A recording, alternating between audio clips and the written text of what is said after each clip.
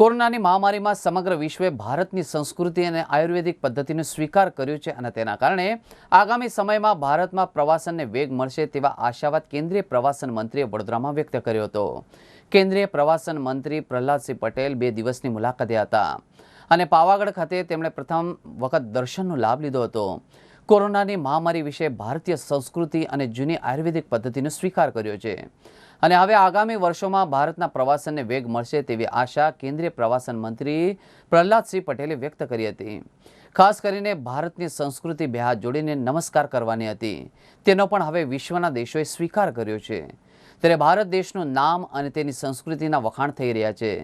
પ્રવાસન મંત્રીએ દાંડિયા બજાર સ્થિત તાંબેકરની હવેલી એટલે કે તાંબેકરનો વાડાની મુલાકાત લીધી હતી અને તેમની સાથે જ વડોદરાના સાંસદ સભ્ય રંજનબેન ભટ્ટ તેમજ પુરાતત્વ વિભાગના तथा अन्य अधिकारियों जोड़ाया था।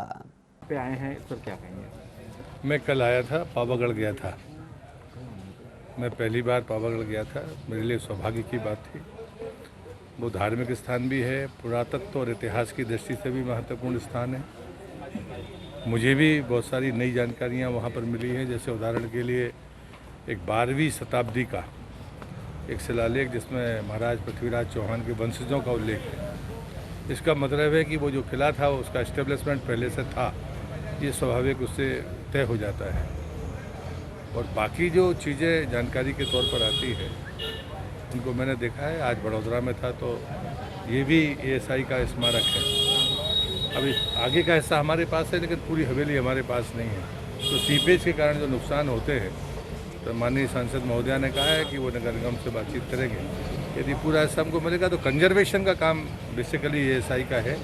आप लोगों ने भी देखा होगा कि ऊपर जब कंजर्वेशन हो जाता है तो चीज़ें ठीक हो जाती है। जो पेंटिंग है इनको फिर से रिवाइव किया जा सकता है, ये मनाही नहीं है। लेकिन अगर कोई उसी पैटर्न के कलाकार हमको मिलते हैं, यहाँ चूँकि अच्छे कॉलेजेस भी हैं, फैकल्टीज़ हैं, तो वो काम एएसआई करेगी। ये लगातार करती रही है। कोरोना के पहले भी हमने जीएसटी में 28% से 18% किया है, 10%।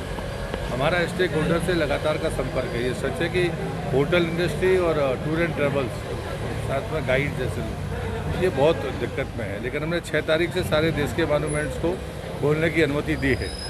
लेकिन स्वाभाविक है कि जब पर्यटक आएगा तभी तीनों को फ़ायदा मिलेगा। लेकिन 2-3 संभावनाएं मुझे बहुत अनुकूल लगती है। एक तो आदरणीय प्रधानमंत्री जी ने जो दुनिया के देशों को दवाई की मदद की है, उसने हमारी तरफ पूरी दुनिया का ध्यान आकृष्ट किया है।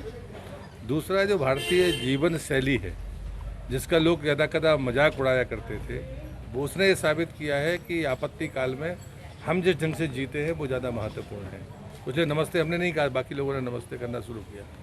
तीसरी बात है कि जो हमारी चिकित्सा पद्धति है, वैसे भी वेलनेस टूरिज़्म भारत सबसे बेहतर स्थिति में था, लेकिन अब मुझे लगता है कि सबसे ज़्यादा बेहतर जो रिस्पॉन्स होगा, क्योंकि कोई कोरोना की दवाई है नहीं।